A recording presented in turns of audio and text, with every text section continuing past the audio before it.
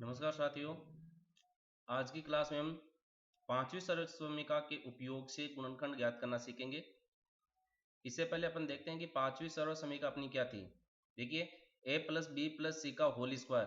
पांचवी सर्वसमीका में अपने तीन पद शुरू हो जाते हैं। a plus b plus c का होल स्क्वायर बराबर a square plus b square plus c square plus फिर क्रमशः मैंने आपको सर्कल बना के भी बताया था, क्रमशः दोनों पदों का गुणा करके और दो का गुणा करके लिखना है। जैसे यहाँ पर a है, b है, c है, तो ये गुणा हो जाएंगे। पहले दो पद a b तो प्लस का 2ab, फिर b c तो प्लस का 2bc और फिर c a तो 2ca। तो प्रथम पद का वर्ग प्लस द्वितीय पद का वर्ग प्लस तृतीय पद का वर्ग प्लस 2 गुणा प्रथम पद गुणा द्वितीय पद प्लस 2 गुणा द्वितीय पद गुणा तृतीय पद प्लस 2 गुणा तृतीय पद गुणा प्रथम पद। इस तरीके से क्रम से अपन चलते रहते हैं।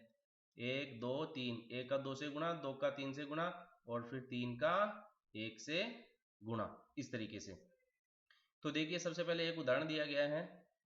X square plus y square plus z square plus 2xy plus 2yz plus 2zx। ये देखिए, सीधा सीधा सर्वसमीका पर आधारित सवाल अपने को नजर आ रहा है। इसका गुणनखंड अपने को करना है। तो देखिए, हमने पहले सीखा है कि जो भी बीजीय व्यंजक है उसका हमें गुणनखंड ज्ञात करना है। तो उसके जो जितने भी पद होते हैं, तो देखिए यहाँ पर 3 और ये 3 6 पद नजर आ रहे हैं यहाँ पर अपने को। तो ये जो 6 पद है वो केवल एक पद में शेष रह जाएगा। इन सब में अपन ऐसी संक्रियाएं लागू करेंगे गणित की कि ये एक पद बन जाएगा। ठीक है, तो ये तो सीधा सीधा देखो आपकी सर्वसमीका पर आधारित गुणनखंड है, तो इसको तो आप कर लेंगे, कोई इश्यू नहीं है।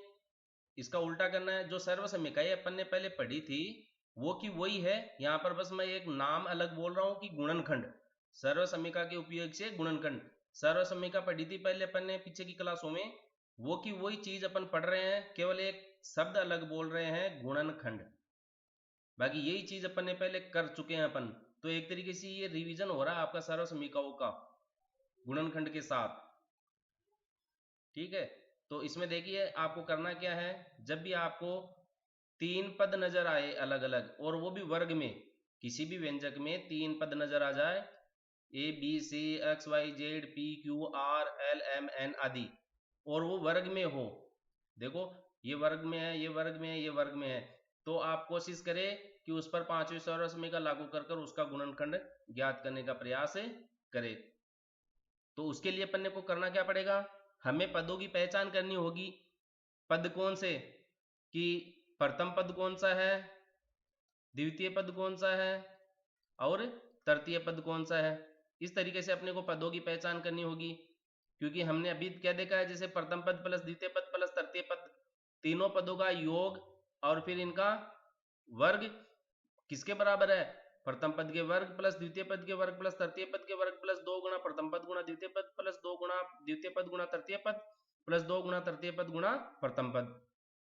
अब यही चीज यहाँ पर लिखी हुई है पूरी की पूरी। देखो यहाँ पर आप ये मान के चले कि जो प्रथम पद है वो x है, और जो द्वितीय पद है वो क्या है, y है, और तृतीय पद क्या है, z है। तो ये का ये आपको फॉर्मूला मिल गया। तो इसका जो फैक्टर जो क्या होगा, तीनों पदों का योग का वर्ग हो जाएगा, x plus y plus z का होल स्क्वायर। तो इसको आप गुणनफल के रूप में लिख सकते हैं, x plus y plus z गुणा x plus y plus z. तो ये केवल मैंने आपको समझाया है यहाँ पर, लेकिन पेन कॉपी आपको चलाने हैं।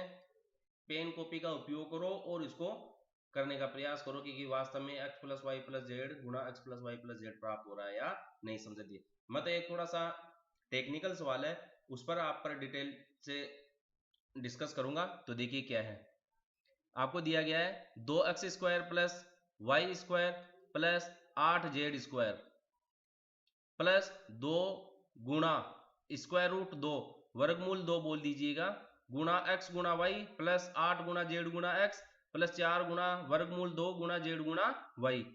या फिर आप डायरेक्ट बोल दीजिए, गुणा गुणा नहीं बोलते हैं तो 4 वर्गमूल 2 जेड वाई। ये आप हल करते हो तब आपकी अंडरस्टैंडिंग है कि आप क्या बोलते हैं और क्या लिखते हैं।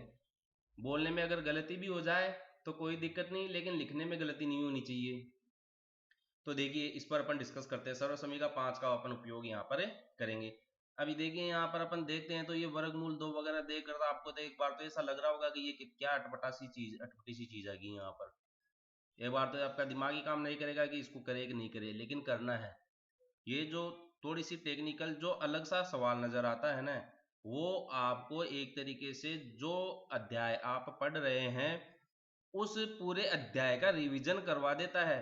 एक हटकर सवाल जो होता है, अगर उस पर आप अभ्यास करते हैं तो मानकर चले वो आपको उस अध्याय का पूरा रिवीजन करवा देता है।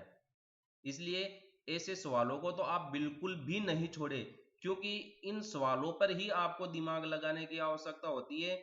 और जितनी ज्यादा आप दिमाग लगाओगे मतलब दिमाग की कसरत आप करोगे, और दिमाग की कसरत अगर गणित में आप कर लेते हैं तो ये मान के चले कि आप गणित सीख लेंगे।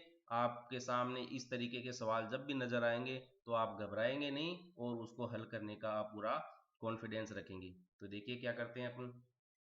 तो हमने देखो ऊपर जो उदाहरण एक में देखा, सबसे पहला अपना प्रयास क्या रहना चाहिए, पदों की पहचान करना। प्रथम पद कौन सा है, द्वितीय पद कौन सा है, तृतीय पद कौन सा है। तो सबसे पहले अपन इसी चीज को देखते हैं कि प्रथम पद कौन सा है, द्वितीय पद कौन सा है। तो मैंने लिखा है देखो प्रथम पद ए। तो यहां मैंने लिखा वर्गमूल 2 गुणा x। तो ये आया कैसे है, सबसे पहले इस पर डिस्कस करते हैं। देखो हमारे पास जो प्रथम पद की जगह 2x² लिखा हुआ है, द्वितीय पद की जगह y² और तृतीय पद की जगह 8z² लिखा हुआ है। स्क्वायर का मतलब वर्ग।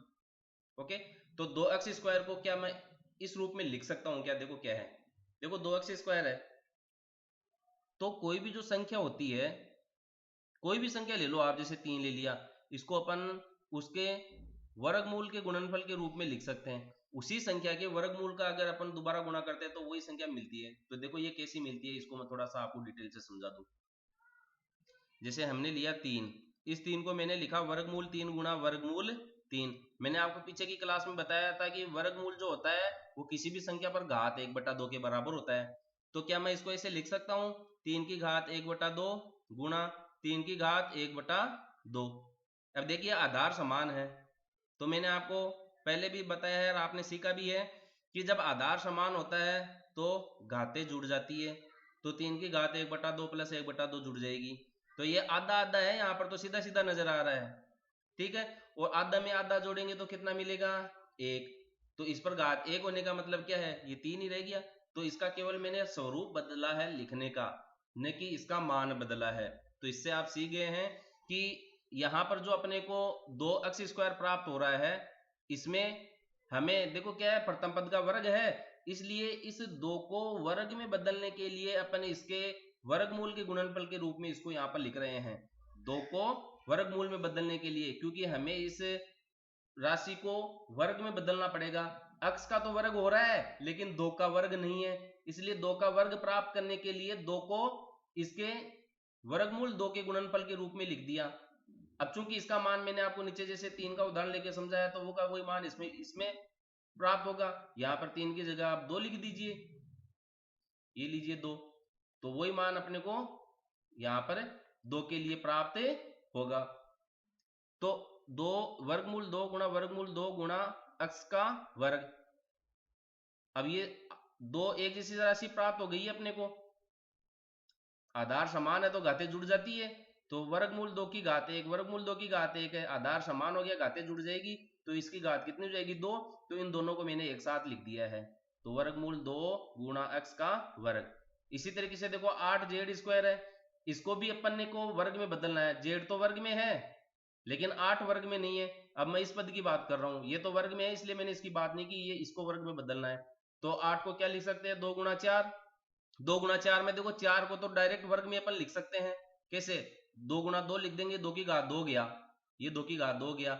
लेकिन अब इसको देखो 2 को मैंने बदल दिया वर्गमूल 2, तो ये पूरा क्या हो गया, वर्गमूल 2 गुणा वर्गमूल 2 जेड का वर्ग हो गया। एक 2 यहां से लिया, एक वर्गमूल का 2 यहां से लिया और एक जेड यहां, और इन तीनों को वर्ग के रूप में लिख दिया है। अब ये 3 पद मिल गए, प्रथम पद द्वितीय पद तृतीय पद। तो अपने पास सीधा सा बस इसका गुणनखंड प्राप्त हो गया, प्रथम पद प्लस द्वितीय पद प्लस तृतीय पद का वर्ग बराबर वर्ग प्रथम पद गुण प्लस द्वितीय पद प्लस तृतीय पद गुणा प्रथम पद प्लस द्वितीय पद प्लस तृतीय पद। ये लिख दीजिए, ये इसका गुणनखंड हो गया। पदों की पहचान करनी आनी चाहिए। इसी तरीके से समस्या आने पर अपन आगे नेक्स्ट की क्लास में देखेंगे। इनको सीखते रहिए। धन्यवाद।